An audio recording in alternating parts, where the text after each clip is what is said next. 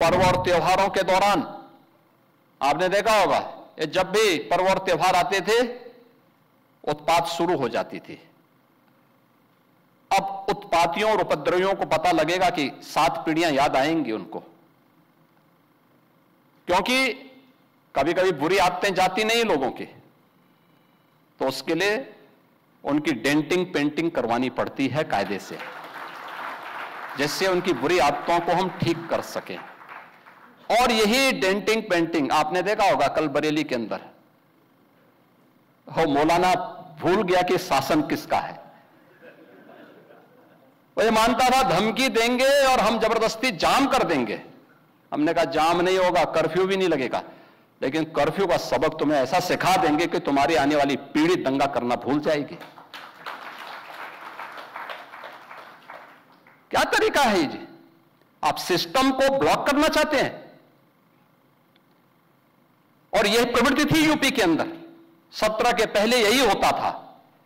और हम इसी बात को कह सकते हैं कि 17 के बाद हमने कर्फ्यू भी नहीं लगने दिया, लेकिन ऐसे बैरियर को चुन चुन करके वे जिस प्रकार की भाषा को समझते थे उस प्रकार की भाषा से उनको समझा करके उसको उसकी सजा दिलाने का काम भी किया है। और उत्तर प्रदेश की ग्रोथ स्टोरी यहीं से शुरू होती है। अगर आजादी के समय, मैं उससे पहले नहीं जाता, लेकिन 1947 में भारत आजाद हुआ, अगर उस समय भारत की इकोनॉमी में भारत का, उत्तर प्रदेश का कंट्रीब्यूशन 14% था, तो ये 14% फिर से होना चाहिए। और 14% नहीं होना चाहिए, बल्कि जितनी आबादी है उत्तर प्रदेश की, उत्तर प्रदेश उतना कंट्रीब्यूशन करता हुआ दिखाई दे। ये हमारा राष्ट्रीय धर्म है और दायित्व भी है, और उसी के तहत ये सब कार्य योजना बन रही है। उत्तर प्रदेश के अंदर इंफ्रास्ट्रक्चर अच्छा हो, 17 के पहले कोई कल्पना भी नहीं करता था। आज देश के अंदर 55% एक्सप्रेस वे उत्तर प्रदेश के पास हैं। सबसे अधिक सिटी में मेट्रो का संचालन उत्तर प्रदेश कर रहा है। 17 के पहले 2 एयरपोर्ट पूरी तरह क्रियाशील थे, लखनऊ और वाराणसी। गोरखपुर और आगरा आंशिक रूप से क्रियाशील थे। गोरखपुर में एक फ्लाइट आती थी, कभी भूल से आ गई, हम लोगों को ट्रेन से दिल्ली जाना होता था। आप सोचो 14 घंटे की हमारी जर्नी हुआ करती थी। बहुत इमरजेंसी में कोई होगा तो मुझे गोरखपुर से लखनऊ 6 घंटे बाई रोड आना पड़ता था, फिर यहां से मैं फ्लाइट पकड़ता था दिल्ली के लिए। आज गोरखपुर से 14 फ्लाइट चल रही हैं, 14 फ्लाइट देश के अलग अलग सिटी को जोड़ रही है। 16 एयरपोर्ट हमारे आज के दिन पे क्रियाशील हैं। देश का सबसे बड़ा एयरपोर्ट हम अगले महीने देश को समर्पित कर रहे हैं, नोएडा इंटरनेशनल एयरपोर्ट। यानी ये उत्तर प्रदेश वही है जो पहले बीमारू था। बीमारू था नहीं, बीमारू बना दिया गया था। बीमारू मानसिकता वालों ने इसको बीमारू बना दिया था। ये बीमारू मानसिकता वही है जो परिवारवाद और जातिवाद है, ये बीमारू मानसिकता है।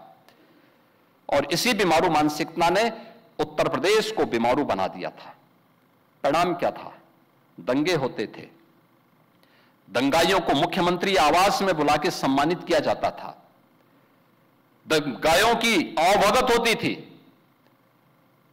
और पेशेवर अपराधी और माफियाओं के सामने सत्ता सैल्यूट करती थी और सत्ताधारी लोग उनके कुत्तों के साथ हाथ मिलाया करते थे। आपने वो दृश्य देखे होंगे, कैसे सत्ता का मुखिया एक माफिया के कुत्ते से हाथ मिलाकर के अपने को गौरवान्वित महसूस करता था। यह स्थिति थी। आप अनुमान करते हैं उत्तर प्रदेश के लोगों को इन्होंने सुरक्षित किया था? ये सुरक्षित करते? हर जिले के अंदर एक माफिया दे दिया था, और हर माफिया को जिले के अंदर पैरेलल समानांतर सरकार चलाने की पूरी छूट दे दी थी। आज परिणाम क्या था? 17 में आते उत्तर प्रदेश न केवल बीमारू था, बल्कि उत्तर प्रदेश के नागरिकों के सामने पहचान का संकट भी था। हर व्यक्ति अपनी पहचान के लिए मोहताज था। ना बेटी सुरक्षित, ना व्यापारी सुरक्षित। खेतीबाड़ी चौपट, किसान आत्महत्या करता था। नौजवान की नौकरी पर सेंध लगती थी, उसकी नीलामी होती थी। चाचा भतीजा दोनों वसूली के लिए निकल पड़ते थे।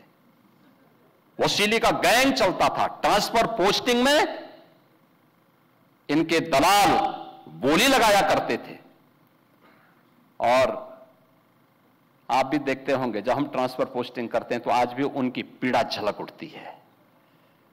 कैसे हम लोगों ने उनके उस अनैतिक अवैध व्यापार पर कैसे प्रहार किया है।